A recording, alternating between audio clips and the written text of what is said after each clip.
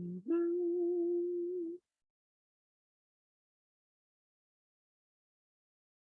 just waiting to see I can see that people are starting to come in from the waiting room. Welcome.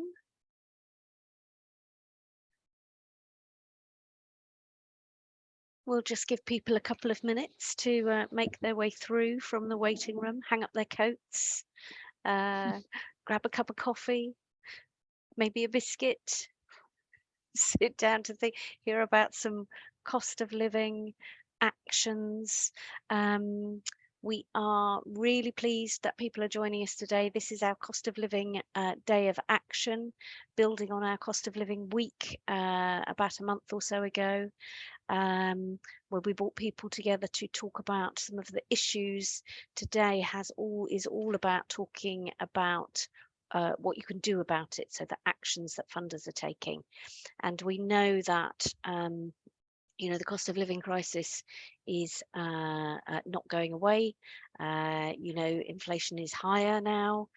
We know that the cost of living crisis is felt even more keenly in London and has a greater impact on people who were already experiencing poverty and are from minoritized communities. And we also know that our members are seeing an increase in demand for funding, particular surges in the youth and advice sectors. But our members also told us that they are ready to act, which is brilliant. So we are really pleased to be joined by Nezahat from the London Legal Support Trust. And the London Legal Support Trust are doing some really interesting things with their additional support of law centres. So without any further delay, this is a fairly short meeting, so I'll hand over quickly to Nezahat, who can tell us about what they're doing, and then we'll make time for a few questions. Nezahat. Thank you very much, Geraldine, for the introduction, and thank you also for organizing these sessions. I think it's becoming really important for more and more of us to come together and to talk about these issues, because yet kind of similar to pandemic, this is an issue that we cannot respond on our own unless we work in a collaborative way. So it's really great to be here for that reason as well. Cost of living, I'm just going to give a kind of brief information about it, because we all know about it. We all kind of hear about it all the time. We all are affected by it. So there is no kind of a point in giving stats after stats and stats after stats, because it's real. It's hitting all of us. So but following the pandemic, we were about to celebrate almost the end of the pandemic. So we were hit again by several disasters, and the one being the war in Ukraine, and the second one is cost of living crisis. But unlike the pandemic, both of these disasters were not kind of an act of nature, but rather human-made. But it has similarities in the sense that it affects certain sections of our communities more than others. It does affect everyone, but certain sections of our communities more than others.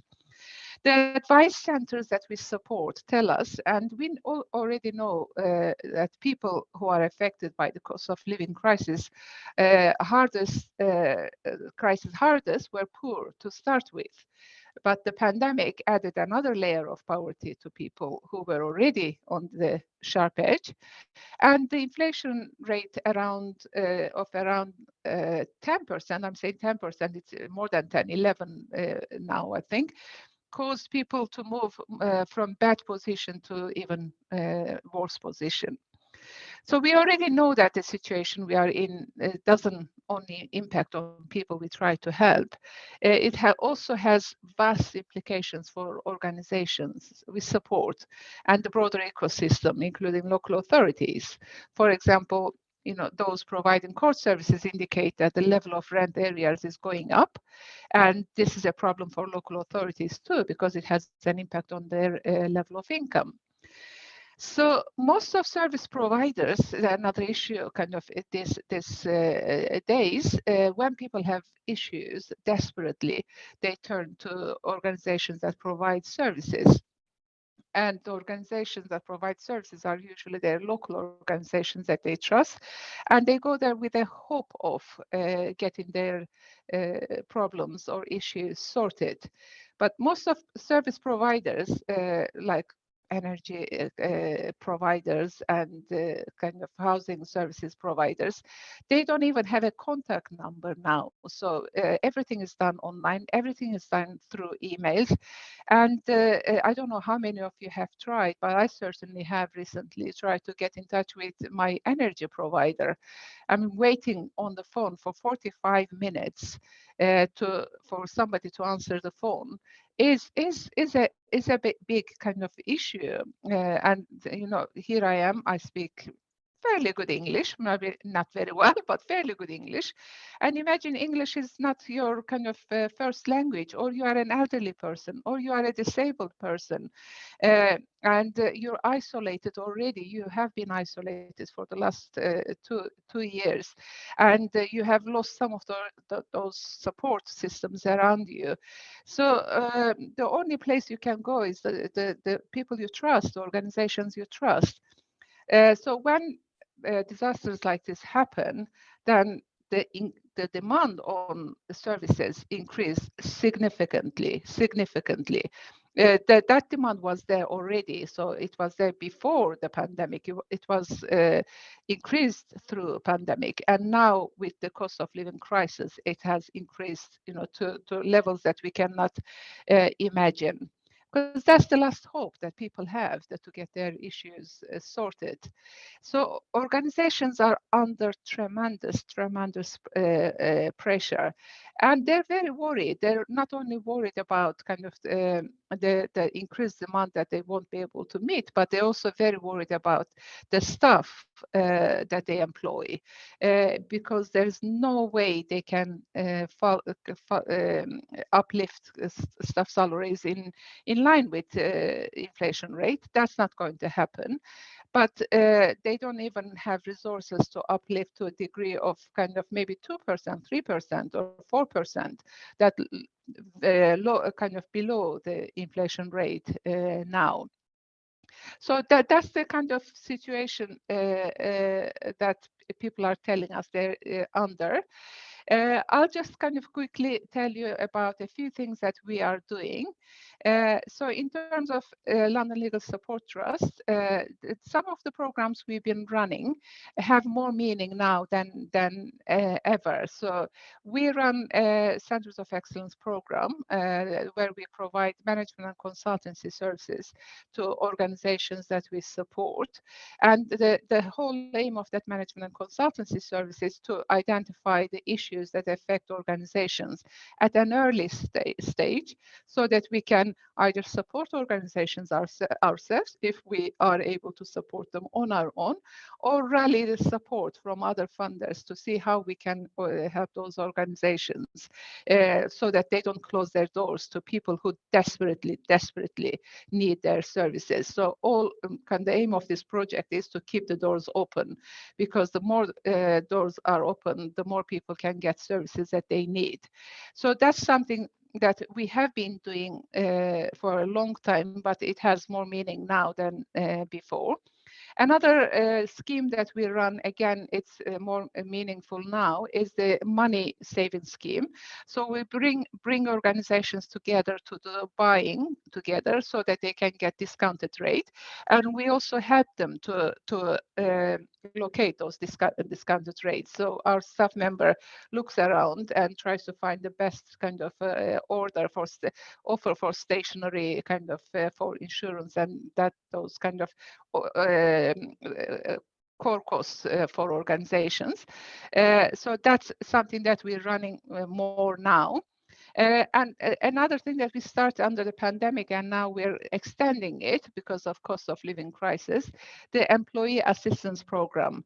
And we said the pressure on organization, but that pressure is reflected on the staff because the staff members are the frontline people take that pressure from people who need advice. So in order to help organizations to help their staff members, we provide an employee assistance program, and to organizations that we support.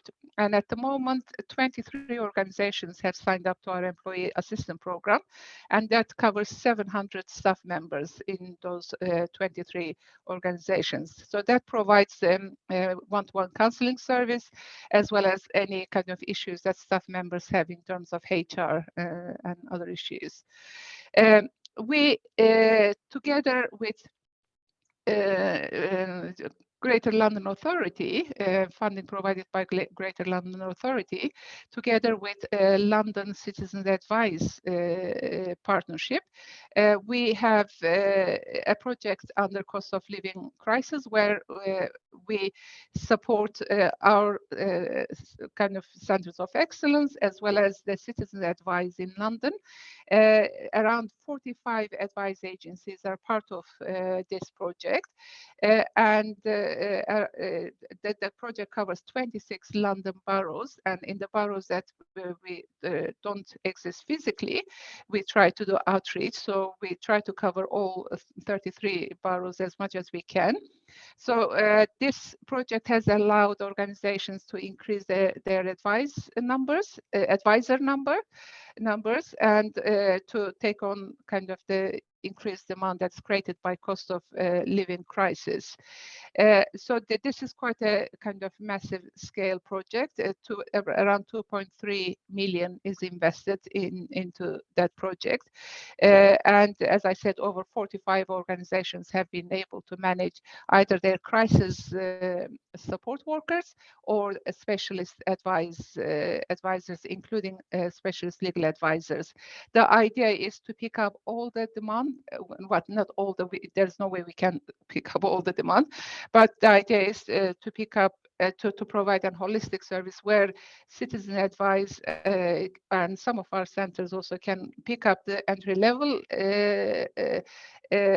advice and try to help people as much as they can, and then refer them on to specialist advisors or legal advisors to pick up the more kind of complex cases.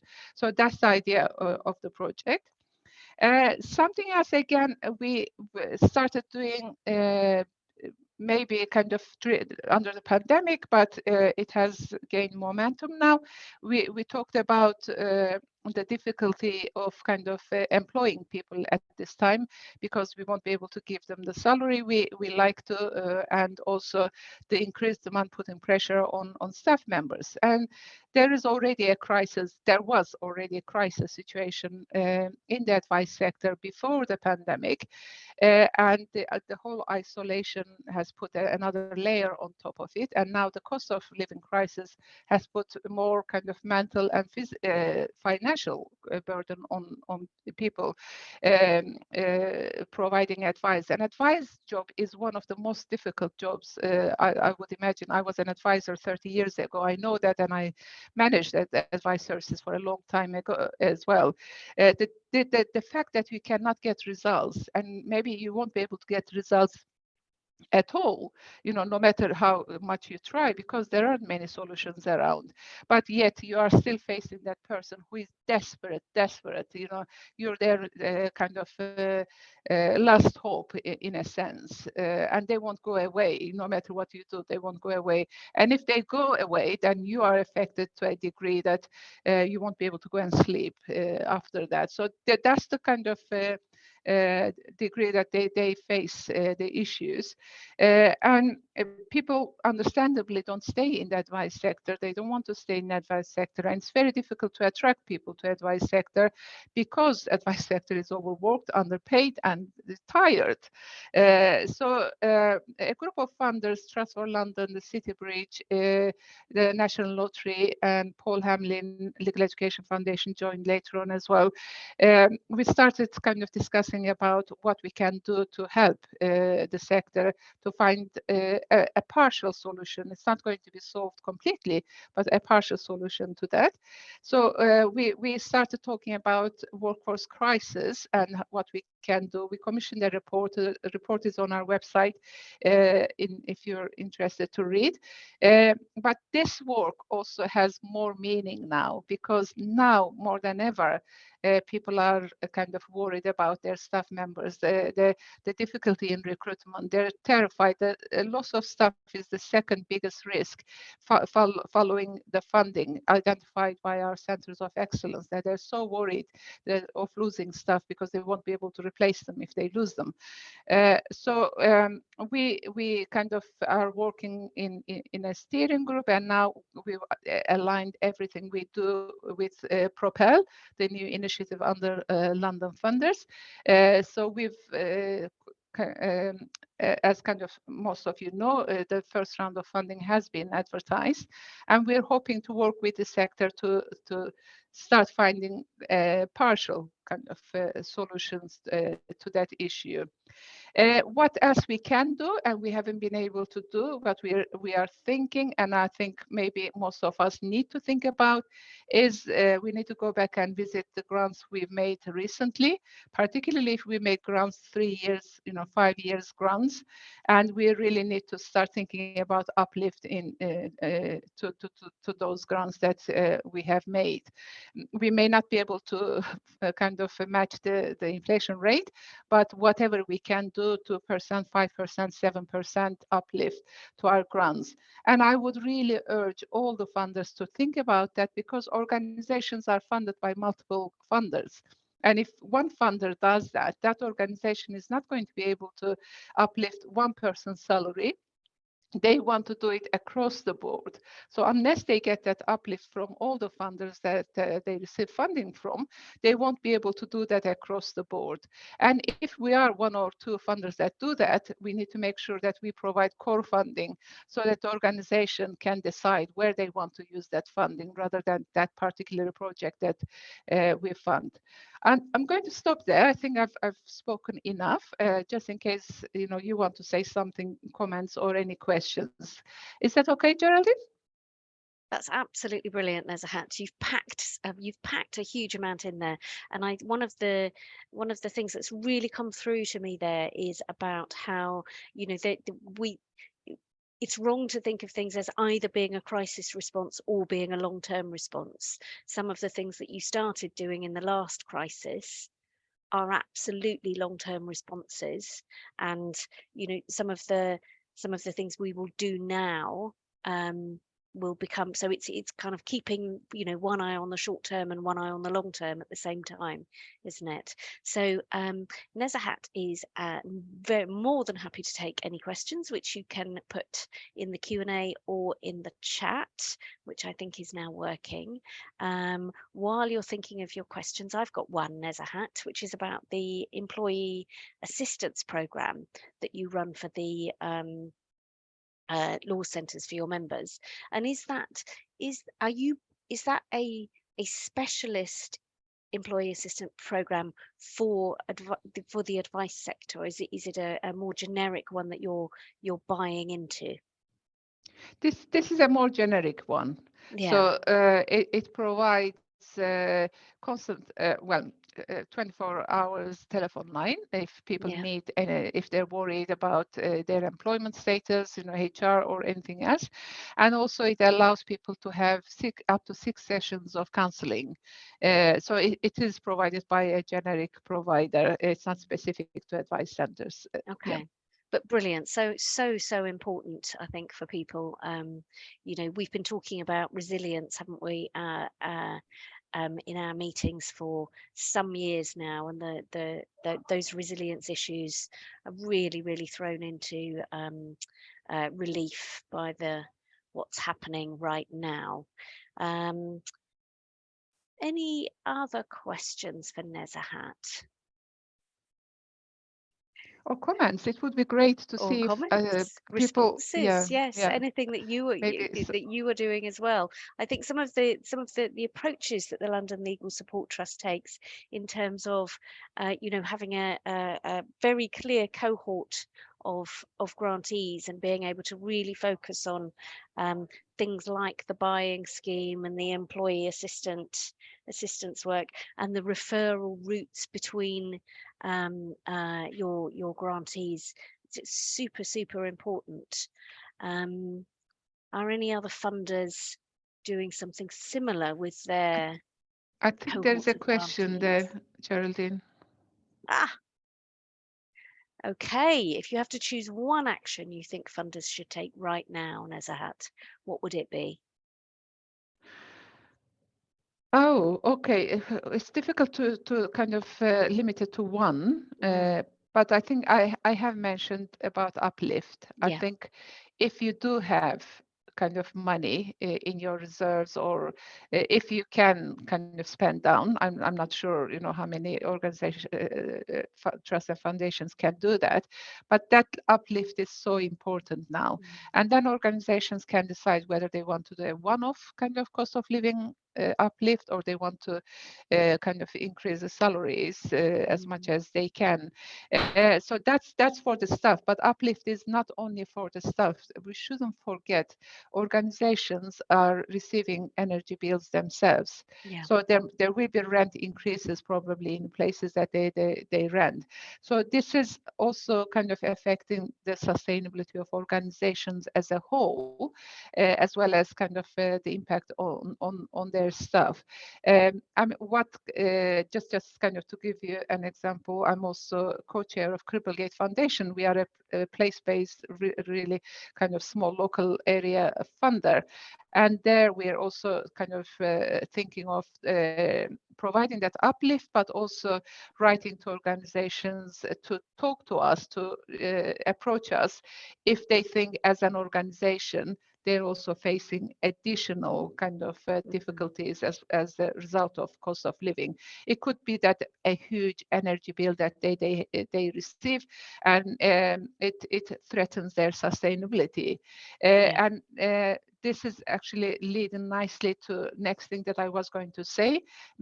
I mentioned that as funders, we need to work in collaboration during these times, and it's so important to do that.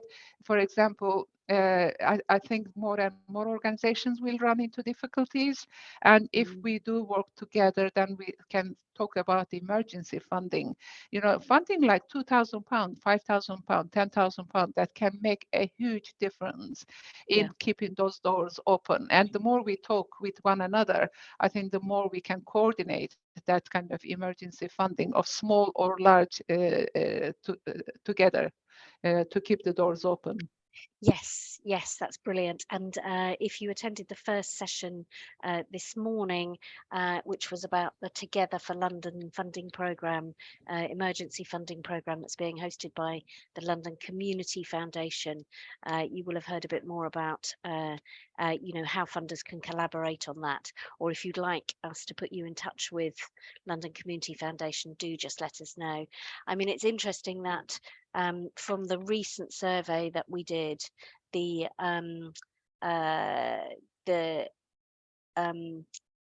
almost half of funders had already made changes to what existing grants could be used for, so unrestricting some of that stuff, some of that money, and making it more flexible. 20% had made additional funding available, and another 30% were looking at doing that. So that takes us to about half the funders who are going to provide some additional support.